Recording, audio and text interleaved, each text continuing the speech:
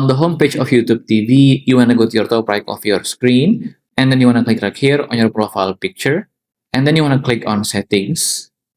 On the settings page at the membership, if you ever have this manage option on the base plan instead add option like this, it means your subscription to YouTube TV is still ongoing. It applies the same if you have another subscription like for HBO Max, NFL Sunday, and so on. Like this one on NFL Sunday ticket, if the subscription is still active, there will be this cancel button, not add button.